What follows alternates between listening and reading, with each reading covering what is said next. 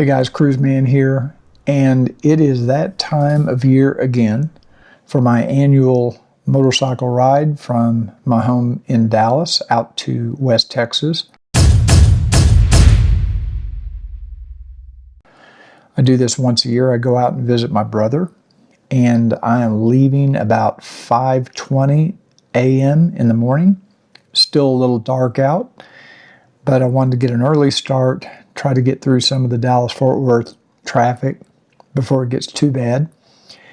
And actually, I'm doing something else special today. I'm testing out this brand new Helite airbag vest that Helite was kind enough to send me.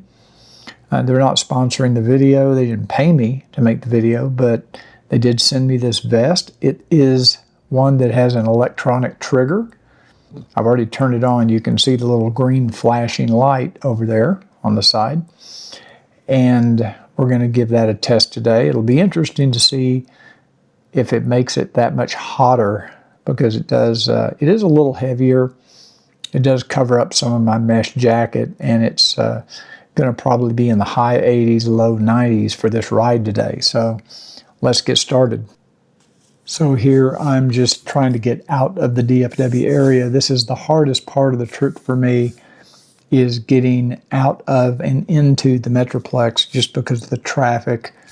I'm on Interstate 30 here going through Arlington, and they are getting ready for the FIFA World Cup games here, soccer, or what we call soccer, they call football. I'm surprised the traffic's not worse than it is today. It's actually a little better than I expected.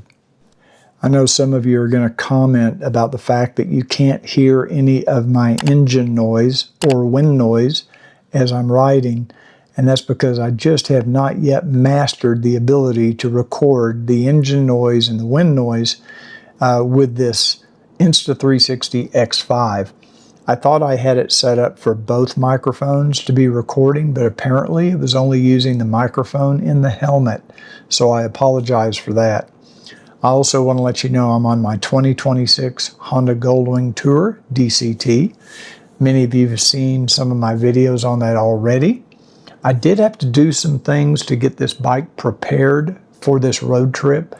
I've already added a lot of the accessories. Some of you have watched my videos on that. But there were a few last minute pieces that I needed to add to the bike before I made this trip. So I'm going to show you some of that process right now. Okay, today I am preparing this little cover that goes underneath the rear view mirror. And I'm going to be drilling a couple of holes for my upper air deflectors. Now, some of you may have seen me do this before. It works the same on both sides. This little cover is held in place with this one screw, and Honda has marked where these holes need to be. Since this is a Honda accessory, you can see these little impressions in the plastic here, and it also shows you a guide as to how big the hole needs to be. They're pretty good size holes. So once again, I'm going to use my step bit. I'm going to start by marking the very, very center. There is actually a tiny little dimple there. Can you see that? And that's where I'm going to use this pick to kind of make an impression, and that's where I'll be able to start my step bit.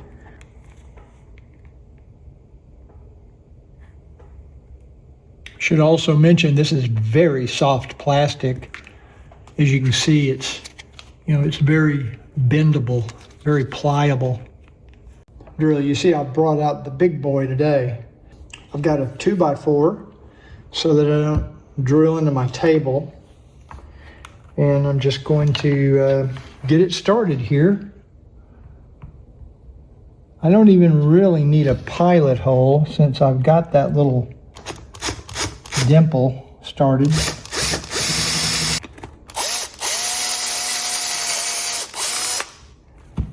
Let's see where we are. I still need to go a little bit bigger. One more step. I think that will do it right there. Yes, I think that's going to be perfect.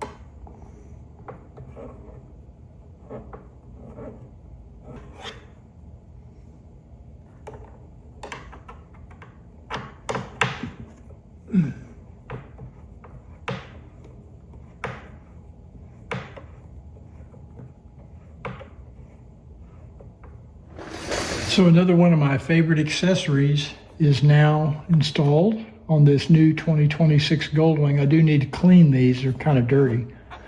Next, I'm going to install the Breezy Rider seat cover onto this 2026 Goldwing seat. The Breezy Rider is a cushion that covers the entire seat. It's got some padding both for the rider and the passenger, and it is a very soft, kind of a fabric, breathable cover that allows a lot of airflow, really good for riding in the summer. One of the things, extra benefits that I like about it is you don't have to worry about dragging your boot across your seat and scarring up your vinyl. You can't hurt this Breezy Rider cover. This is a pretty easy installation, and I've got a video out there that shows how to install this. The only thing that we've modified from the original installation video, and I may end up redoing that video, is that they now recommend that you leave the front strap with some slack so that when you go back to reinstall the seat, it won't be so tight and it won't get caught on anything. You see, I'm leaving some play in that strap. I may even loosen it just a little bit more, leave a little bit more slack in that front strap. Once I've got the cover fitting all the way around the edges the way I want it, I can start cinching up these ties in the back and tie it all together to kind of pull everything tight. Then it's just a matter of reinstalling the seat, and I can move on to the next task.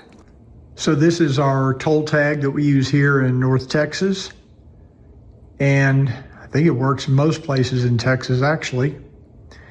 And I got to find a place to mount it. Now I have the small toll tag. A lot of people put these on their windshield. I just don't like the looks of it on the windshield. I used to mount it under the front windshield cowl, but when I had the mirrors off recently, I forgot to take the cowl off, and I already reinstalled the mirrors. I don't want to have to take them off again.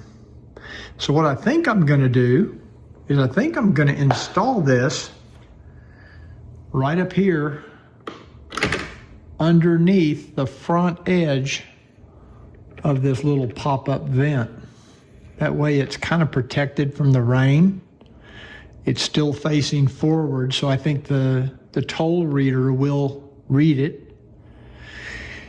And if we take a look at the front of this, you'll see there's room, just enough room, I think. You can see this is not a very big tag. Let me get under there and see if you can see it.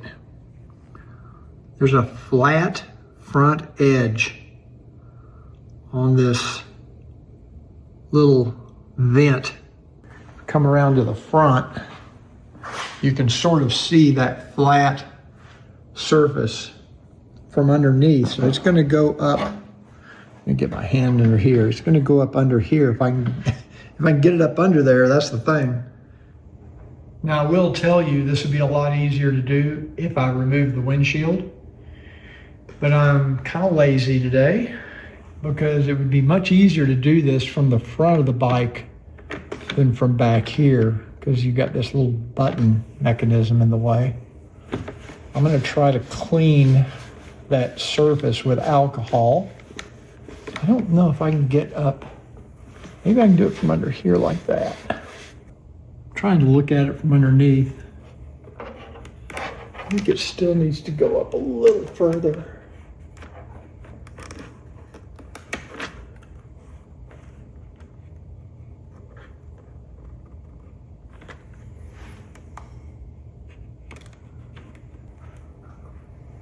Putting it on the end of a zip tie so I can kind of center it where I want it.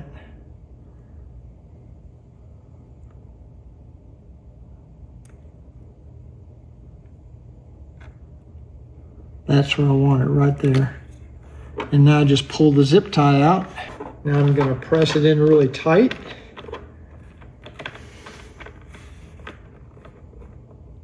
And hopefully that will solve my... Okay, so now that you saw what I did to get the bike ready for this road trip, let's get back on the road. We were zipping along pretty good on Interstate 20, and now all of a sudden we have come to almost a complete stop, and it looks like it stopped pretty far ahead. I don't know if this is construction or if there was some sort of a accident.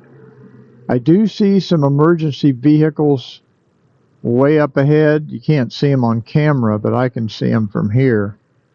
So I'm assuming there was an accident.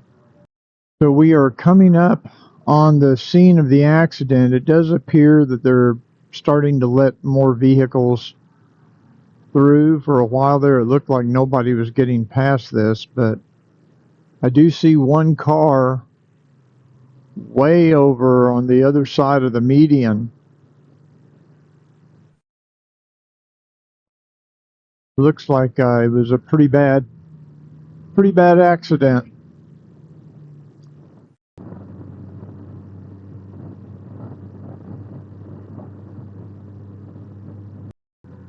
Into the median and had a bad day. Well, let's hope for the best for that driver. And now we'll pick up the pace again. Next stop probably be in Eastland. I am here in just outside of Abilene, Texas, and stopping for gas. Changed up my routine a little bit.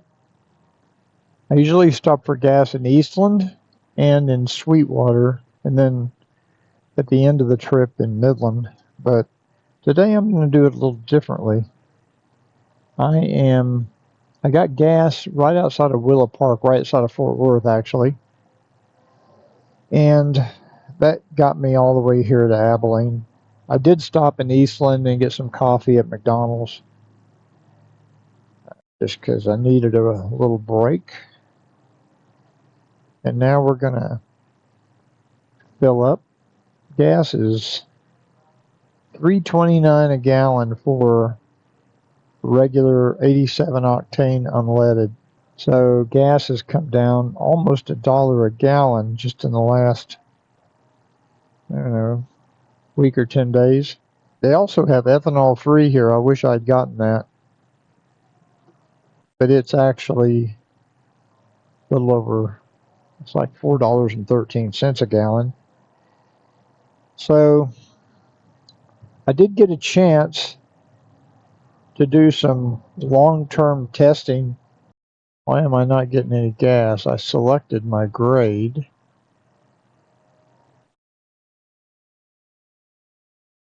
Maybe I have to, okay. Now let's see if nothing's happening. I'm pulling on there we go. Now it's got, okay, now we got some gas flowing. So I did some testing on the AM radio, and it doesn't appear to be any stronger signal than before.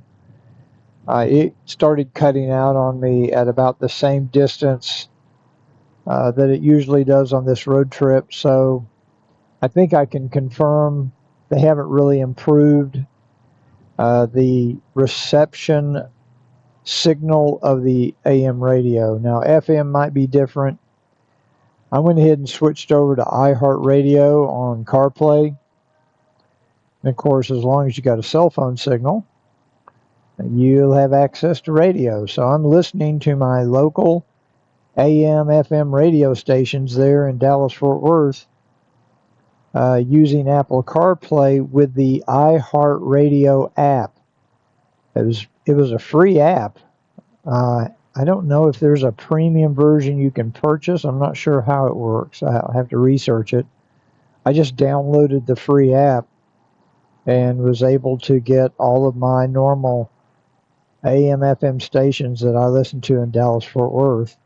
Now, my first fuel stop, which wasn't representative of really full highway driving, I think I was getting about 39 miles to the gallon. I'll check it here again because I do use the Fuely app. And what's interesting is when I went into the Fuely app,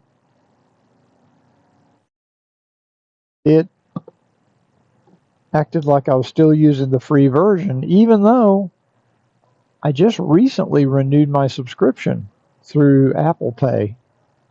So I'm not sure why the Fuely app thinks I'm still using the free version. I'll have to figure that out when I get to Midland. Okay, let me check my odometer. I now have 1,141 miles on this 26 Goldwing. I always take a picture when I stop for gas.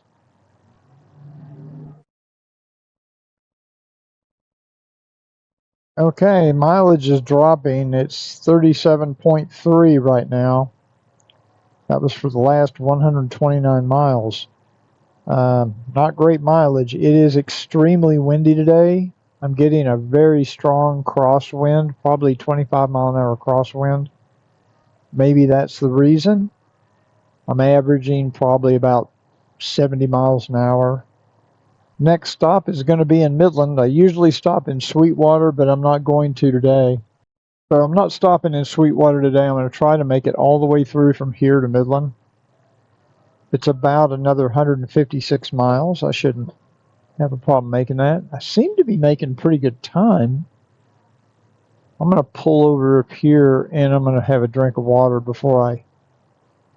Hello, horses.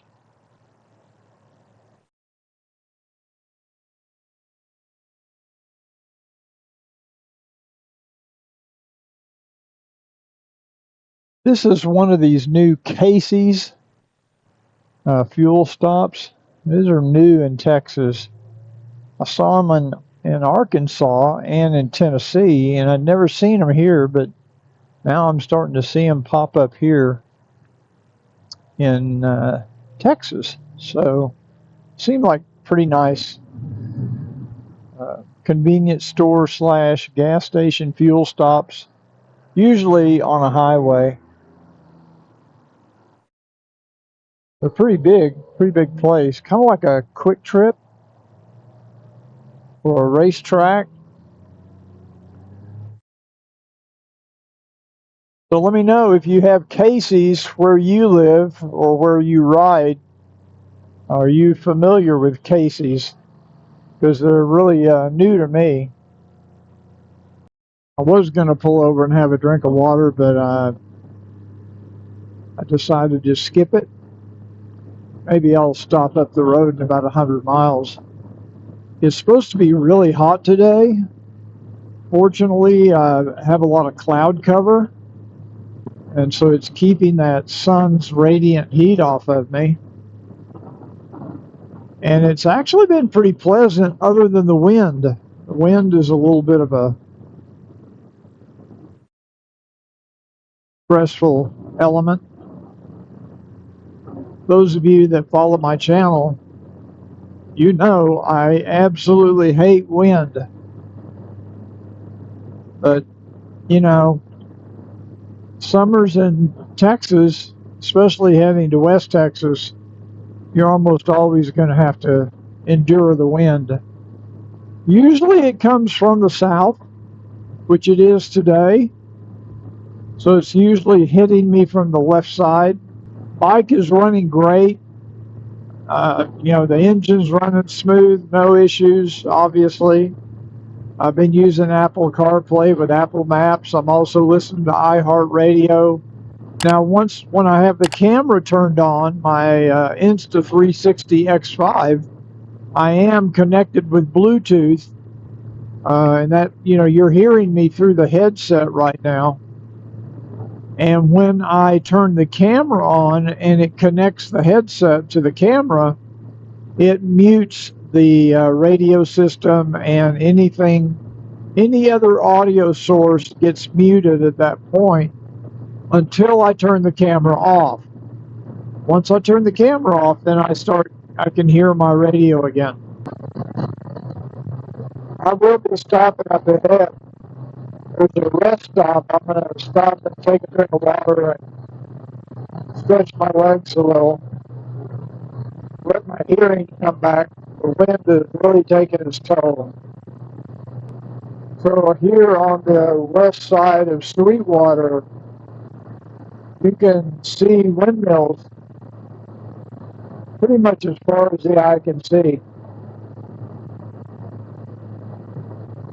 Interesting, with this much wind, most of them are not moving. They're turned off. Wonder why. Now, when I look to my right, almost none of those windmills are moving. They are to the left, but not to the right. Very strange.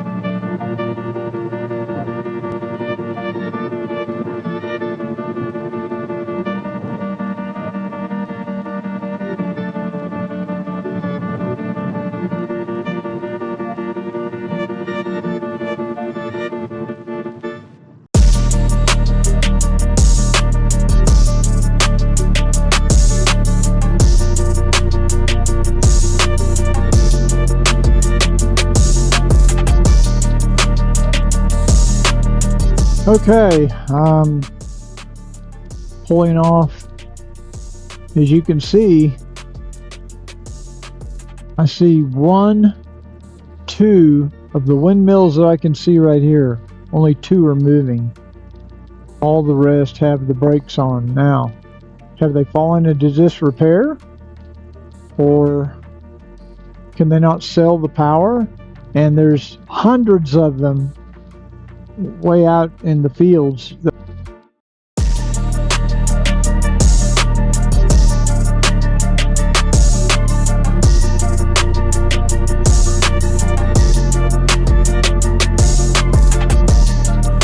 Hey, I want to thank you guys for joining me on this road trip to Midland. If you enjoyed the video, do me a favor, please give it a thumbs up. And remember what I always say, until I see you next time, ride often, but ride safe.